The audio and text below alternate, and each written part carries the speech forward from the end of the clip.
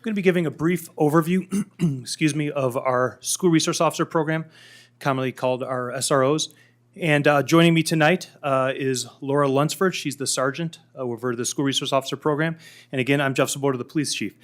You know, that's a question we are commonly asked is, what are we doing for school safety? What are we doing to make sure we can prevent incidents from occurring here? And then if incidents do occur, are we prepared to respond appropriately? And one of the things that I was met with when I first came last year was just really how engaged this council is, the community is, the premium that's placed on our School Resource Officer Program, and to the fact that now we're going to be having two corporals joining our ranks this summer. So we're very excited about that. I recently went to the board, the Poudre board and Board of Education, and talked with them about a similar, pretty much what we're going to be talking about here tonight. So we're excited about the conversation. I think we've got a very well thought out plan, and I'm going to turn it over to Laura to walk through exactly what's happening in our program, what kind of the goals are for the coming years. So Laura. Thanks, Chief. Excuse me, and thank you, Mayor, City Council, for inviting us to share just a little bit of information about the program with you. Just to give you a little bit of background, we have the 9th largest school district in Colorado. We currently have 11 SROs and 1 sergeant that cover 38 different schools within Poudre School District. Encompassed in that is about 25,000+ students that we give service to from the 12 of us total. So we're essentially a small city that experiences many of the same issues that our adult population does as well, that we handle within this unit. The SRO unit has been an evolution over time from the DARE program to what it is now. And as our program became more formalized in the school, it was important to identify what the goal or mission would be, and our role would be within that school. And the 3 goals that we collaboratively came up with PSD were to provide a safe learning environment, because students have to feel safe in order to learn. The second was to have a school and law enforcement collaboration, and that's so that we can complement each other in the work that we do together. And then the third was to improve perceptions and relationships between student, staff, and law enforcement. And I think we all recognize that these students eventually become our adult population in our community, and so it's important for us to foster that relationship with them while they're young and now. In order to accomplish these goals, it requires us SROs to wear many different hats during the day. In fact, the SRO program by design places us into 3 distinct different roles, which is defined as the triad. Those are teacher, informal counselor, and law enforcement officer. Now, while our primary role and responsibility is surrounding safety, oftentimes our day is filled with doing things from the other 2 roles.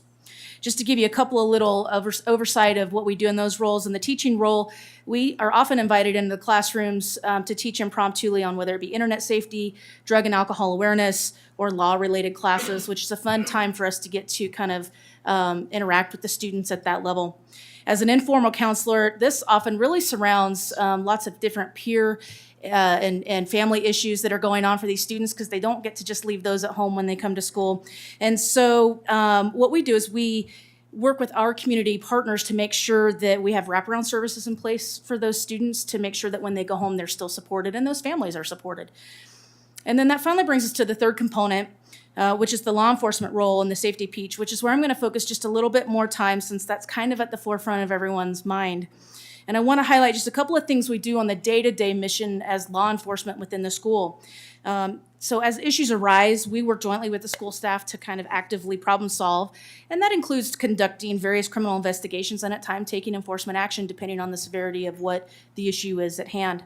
SROs regularly participate in all the lockdown drills and provide necessary feedback for improvement on safety concerns and different issues that we identify within the school, whether it be bus issues and how those lanes work and parking issues. All those types of things also kind of fall to us.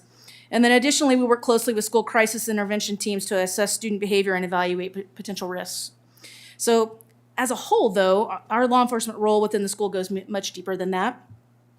I can tell you that I've received countless emails and phone calls since the STEM shooting to kind of figure out what it is that we do here locally in our community to keep people safe.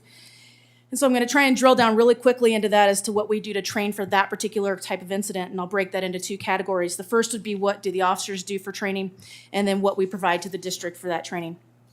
So for the officer training, I first want to mention that we're very fortunate here within Fort Collins to have a very skilled SWAT team that teaches all over the nation and internationally. So they are able to keep up on those trends, and they bring that information back to us so that we stay at the forefront of our training and are able to provide that within the school district as well. All of our officers do high-intensity active shooter training every year.